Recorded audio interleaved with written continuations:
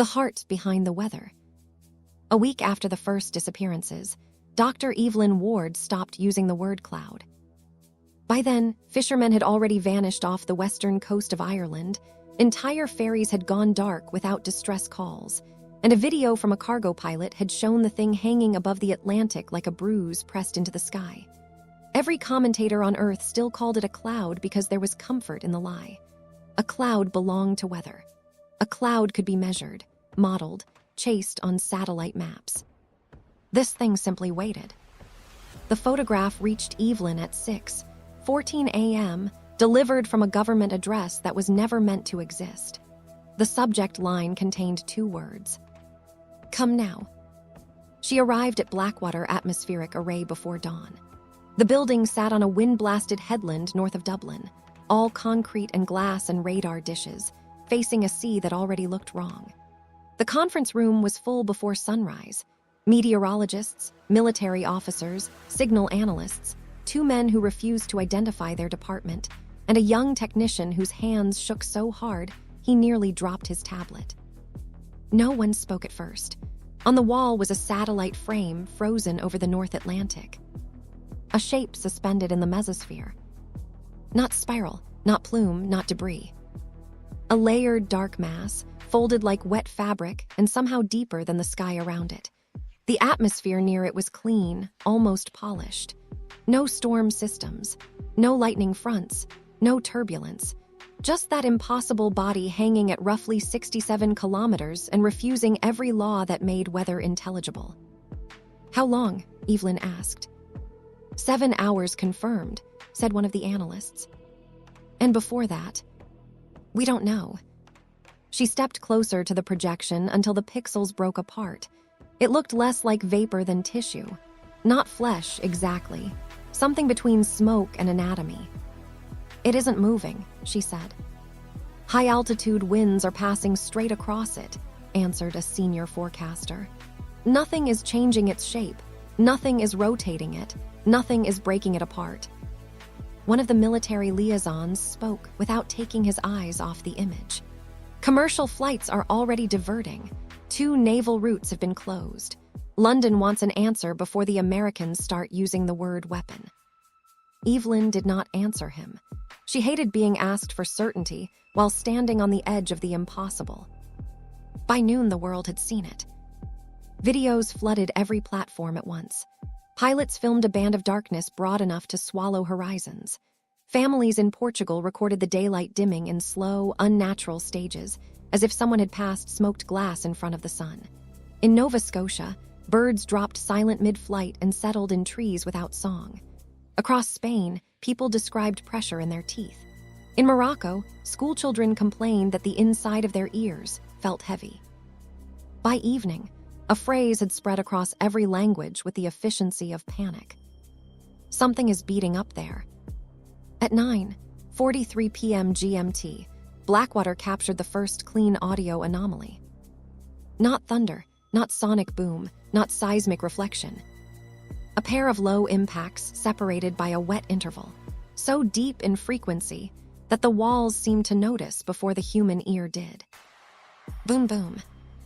Then silence.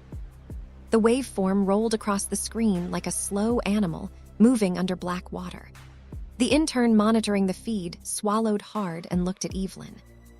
That came from above us, he whispered. Nobody corrected him, because everyone in the room already knew. An hour later, it came again. Boom, boom. And then again, closer together. And again. By midnight, every station across the Northern Atlantic network was receiving the same paired pulse, synchronized to the second. Radar remained useless. Thermal data contradicted itself every few minutes. LiDAR returned impossible voids where no void should exist. And through the whole night, the sound settled into a rhythm that made sleep feel obscene. Boom, boom. Boom, boom. Boom, boom. Not thunder. A heart trying to remember how to beat. Project Ashvale, Field Entry. Dr. Evelyn Ward. Lead Atmospheric Analyst. Classification, Black. Day 1, 23:48 GMT. The formation remains stationary. estimated scale exceeds any known atmospheric event. It does not react to wind shear, pressure differentials, or solar heating. Audio pulses began tonight. Low frequency, repetitive, source triangulates inside the formation. Personal note: it is not weather. I no longer believe it is an object. I believe it is a condition.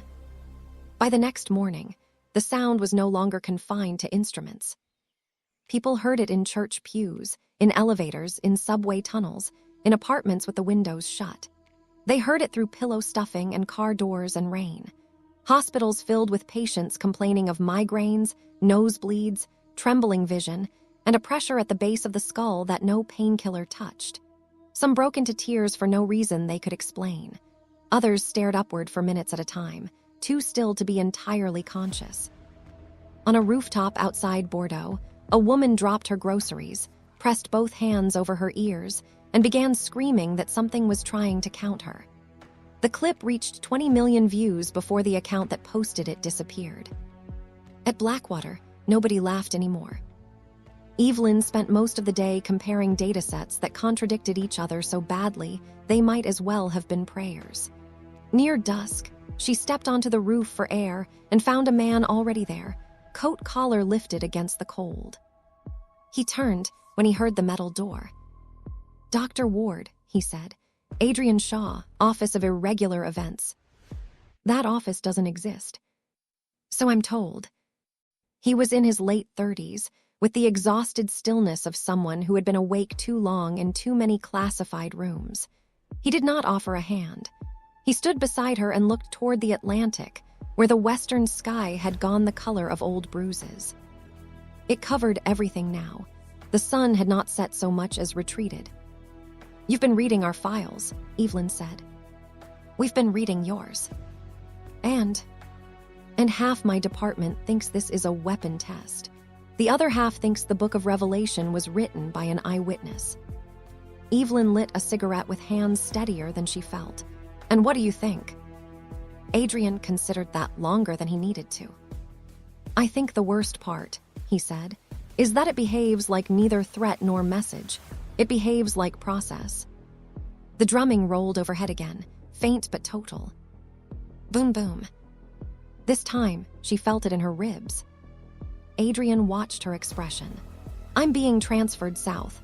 We're opening a mirrored station in the South Pacific. If the formation keeps spreading, we need concurrent atmospheric readings from both hemispheres." "That's the reason on paper," Evelyn said. He gave a dry smile. "The real reason is that nobody wants all the important people under one sky." For a moment, neither of them spoke. The cloud had erased the stars before they could appear. The whole horizon looked pressed down by a hand too large to imagine. "I'll send you everything," Adrian said. Evelyn nodded once. He hesitated, then added quietly, "Don't listen to the raw feed alone." She looked at him. "Why?" But he had already turned away.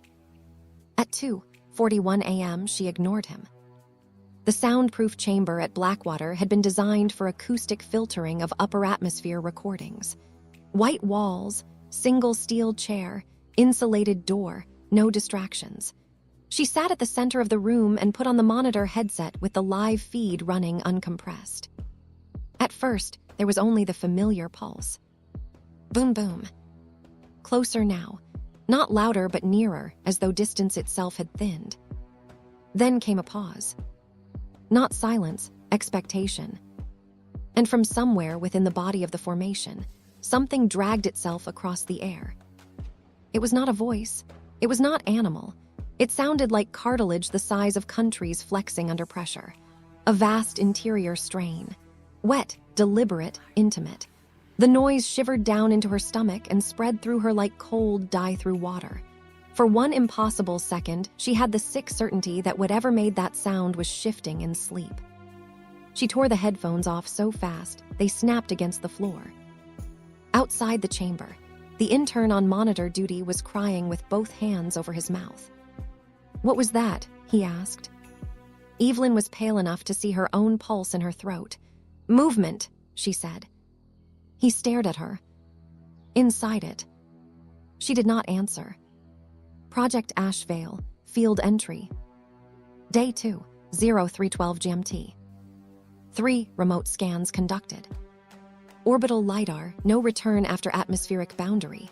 Not null, absence. High-altitude aircraft scan. Single corrupted frame suggesting ribbed internal architecture. Balloon telemetry. Fibrous layers, spontaneous twitch movement, signal loss. Image review produced a repeating illusion in the central mass. Several analysts described it as a face. One technician collapsed. Another said the image made her feel personally known. Personal note. I saw it too. Not a face. A place where a face could happen. The fracture came less than 20 hours later. Evelyn had fallen asleep at her desk when her secure phone began vibrating against a stack of printouts. Adrian's name flashed across the screen. She answered on the first ring. "Tell me you're underground," he said. His voice was ragged, almost drowned in alarms. "What happened?" "The underside is opening," he said. "Not metaphorically. There's a seam straight down the center.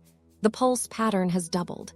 Evelyn, listen to me carefully. Whatever happens next, do not go outside." The drumming interrupted him. Boom, boom, boom, boom, boom, boom. Faster now, urgent, moist. "Adrian." "It's a heartbeat," he snapped. "That thing over you has a heartbeat." Then the line went dead. Across the northern hemisphere, the sky split. Not with lightning, not with blast.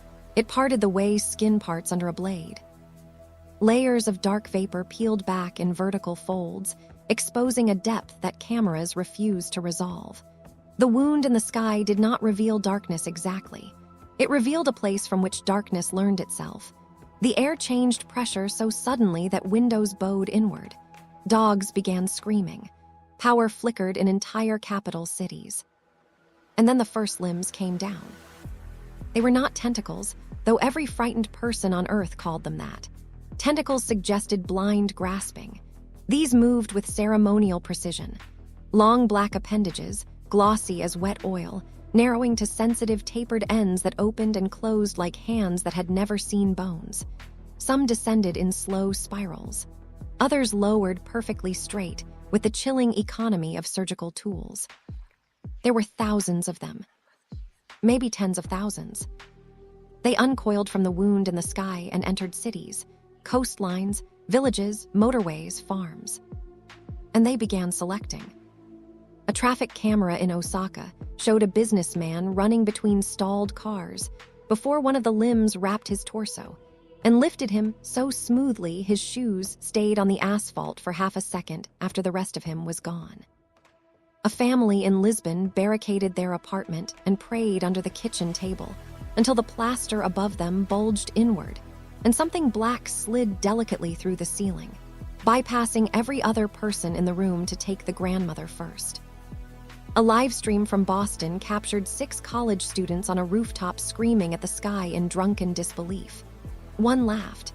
One gave the finger. One started reciting the Lord's Prayer. The feed ended when a descending limb paused over them as if considering, then chose the one who had not spoken at all. In the countryside outside Valencia, a farmer watched his wife taken from 30 yards away. He ran after the retreating limb until his lungs gave out, stumbling through wet soil while she shrank upward, twisting against the dawn, one arm stretched toward him long after her voice could no longer be heard. Some resisted, some fainted, some collapsed in worship. That was the part Evelyn never forgot. Not the screaming, not the panic, not the impossible sight of human bodies rising into a wound in the atmosphere. It was the faces of those who stepped forward willingly. Entire congregations gathered in open lots with their arms raised, convinced that judgment had finally put on a shape they could recognize. Cults formed in hours. Men in suits and women in hospital gowns walked into the streets whispering that the sky had come to collect the hidden faithful. Some smiled as the limbs wrapped around them. None were smiling by the time they disappeared into the opening. For 56 hours, the harvest continued. Missiles were fired. None detonated. A A submarine-launched warhead vanished on approach without flare, debris, or thermal event. Sonic interference arrays only made the limbs move faster. Civil order failed in stages, and then all at once. Roads became cemeteries without bodies. Airports clogged with abandoned luggage and no aircraft. Emergency broadcasts looped per-written reassurances in the flat voice of governments trying not to sob. Inside the Blackwater bunker, Evelyn watched city after city feed the sky. There are terrors so large the mind refuses them out of self-defense. This was worse. The mind accepted it and lived. By the time the wound closed, close to 100 million people were gone. The cloud sealed itself with obscene patience. The limbs withdrew. Daylight returned in weak strips. Survivors emerged from shelters, churches, basements, drainage tunnels, and underground car parks to find a quieter world and an unchanged sky. The drumming never stopped. Project Ashvale, Field Entry. Day 3, 23, 11 GMT. Formation opened. Internal aperture estimated several thousand kilometers in diameter. Limb structures emerged in mass numbers. Selection pattern remains unknown. No demographic, geographic, or biological consistency identified. Defensive response ineffective. Personal note. I watched the sky use us one at a time. There is no military language for that. There is no scientific one either. 1 month and 14 days passed. No limbs, no new opening.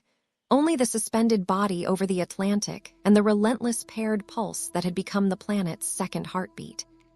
Cities dimmed. Supply chains collapsed. Ports rotted. Mass suicides were reported in districts where the sound was strongest. In rural fields across Europe and North America, groups gathered every evening and waited under the cloud in absolute silence, hopping to be taken next time. Evelyn remained at Blackwater because there was nowhere left to go that felt less doomed. At 3:58 a.m., Adrian called again. His signal arrived shredded by static, but his voice was unmistakable. "It's drawing breath," he said. She sat upright. "What?"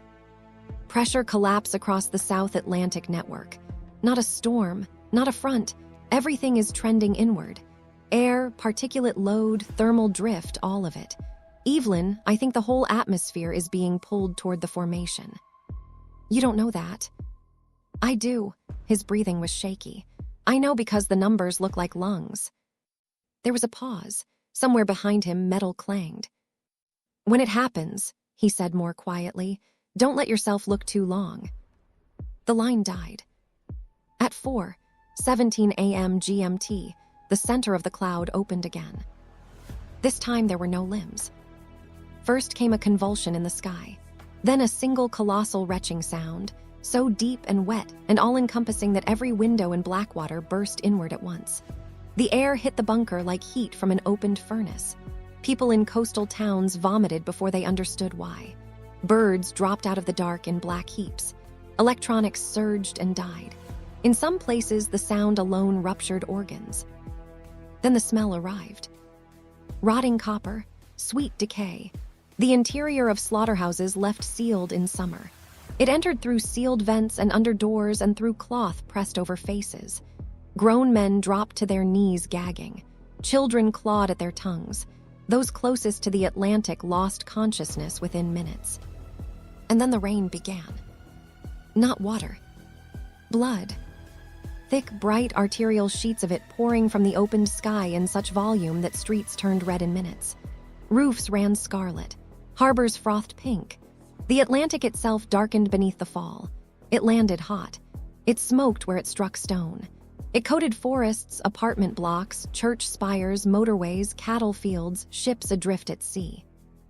Inside the bunker, Evelyn stood before the observation screen with one hand over her mouth, while the world outside disappeared behind red torrents. Then, without warning, the layers parted fully. For 93 seconds, humanity saw the thing that had been wearing the weather.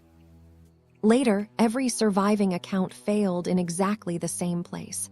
People could describe fragments, but not totality. The mind kept dropping pieces to preserve itself. Evelyn saw an organism so large that scale became religious. She saw pale membranes stretched over structures like cathedral vaulting grown from bone. She saw ridges coiling in patterns that made depth feel false. She saw clusters of eyes, some tiny and insect-fast, some broad as stadiums, all lidless, all turned downward with the calm attention of a being examining dust caught on its own skin. And she saw what passed for its expression. Not a mouth, not lips, not anything evolved for joy, but a slow rearrangement of facial tissue into the nearest imitation of amusement. It had watched us long enough to try smiling. The sky closed before her scream finished leaving her throat. Afterward, the rain weakened to drizzle. The stench remained. Across half the world, the blood began to clot in gutters, on rooftops, along coastlines, over the open sea. No government addressed the public again. Project Ash Veil, Field Entry. Day 45-07-02 GMT. It expelled matter into the atmosphere. Blood confirmed organic, partially matching human tissue markers with multiple unknown structures. Visual contact lasted 93 seconds. Personal note: I do not think the display was intentional. I think we saw it between functions. That was worse than being noticed. By the 15th day after the red rain, the Atlantic had begun to change. Satellite remnants showed pale films spreading over the oceanic surface in connected sheets. At first, analysts called it clotting, then residue, then debris bloom. All of those names failed the moment the membrane flexed. It thickened by the hour, whitening into a pink-gray layer ridged like scar tissue. Under sunlight, it tightened. Under moonlight, it swelled. Seismic stations along the western coast of Europe registered tiny, repeated contractions beneath the sea, 7 minutes apart, each one accompanied by a distant tremor that no tectonic model could explain. The blood had not fallen as waste. It had fallen as material. Evelyn stopped sleeping entirely after that realization took hold. She walked the corridors of Blackwater with a notebook full of useless equations and knew, with the crystal clarity of real horror, that the event over the Atlantic had never been an attack. It was reproduction. Earth had not been chosen for punishment. It had merely proved suitable. At 8:46 p.m. on the 46th day, the formation moved. It did not disperse. It did not drift like weather. It displaced itself with effortless intention, sliding east and south over the ocean as if some hidden stage of its labor had completed over the Atlantic basin. People in India, Indonesia, and Australia watched its approach on failing live streams and knew. They knew with the exhausted terror of those who had spent 6 weeks looking at another part of the world and whispering, "Thank God it isn't above us." At Blackwater, alarms began firing as atmospheric pressure changed over the Indian Ocean. Evelyn made her final entry at 11:44 p.m. Project Ash Veil, final entry. Dr. Evelyn Ward. The blood formed a matrix. Not inert, not contamination, tissue. The Atlantic is being sealed beneath a living membrane. Thermal readings suggest growth from below as well as above. I believe the surface is becoming a gestational layer. The formation has relocated to the Indian Ocean. Pattern recurrence expected. We interpreted this as visitation because that allowed us dignity. We called it punishment because punishment at least acknowledges the punished. This is neither. We are substrate. Tomorrow I will go outside. I need to know whether the membrane responds to touch, to presence, to fear. If this is my last entry, let it stand. The sky was never hunting us. It was building with us. End log. No verified recording ever confirmed what happened to Dr. Evelyn Ward after sunrise. One camera near the seawall at Blackwater showed her leaving the facility in a yellow weather coat with no protective mask and no weapon. She walked down to the cliffs while red mist blew inland in strips. The ocean below was no longer visible beneath the pale skin stretched across it. The surface moved in shallow contractions, as if something beneath it had rolled in sleep. Evelyn stepped onto the membrane. For 3 seconds it held her weight. On the fourth, the entire surface around her tightened in concentric ripples, moving too fast for muscle and too fluid for earth. She dropped to one knee. She seemed to look down, not in panic but recognition. Then the skin opened soundlessly and took her to the waist. The image froze there. Weeks later, in a South Pacific bunker running on backup power and borrowed oxygen, Adrian Shaw played that frozen frame until the screen burned a ghost into itself. He no longer kept proper logs. There was nobody left important enough to classify them for. The cloud now hung over the southern hemisphere. The harvest had repeated in fragments. The red fall had come again. New membranes spread over warm ocean in branching continents of flesh. Satellite coverage was almost gone. Radio was mostly prayer, static, or people reading the names of the dead until their voices failed. Adrian lay on the concrete floor beside the last functioning console and listened. The original drumming was still there, deep beneath weather, steady and patient. But another rhythm had joined it. Fainter, smaller, higher, a second heart. He closed his eyes and pressed one palm against the ground. Even through reinforced concrete, the vibration found him. It came not from above now, but below, from somewhere under the sealed sea floors and layered tissue, from chambers the world had not contained a year ago. There are two of them now, he thought. The realization did not arrive as panic. Panic belonged to an older species of future. What came instead was awe so absolute it felt like surrender. Outside the bunker, the fog had begun to glow from within. Not lightning, not fire. A pearly vascular light traveling in pulses through the suspended haze.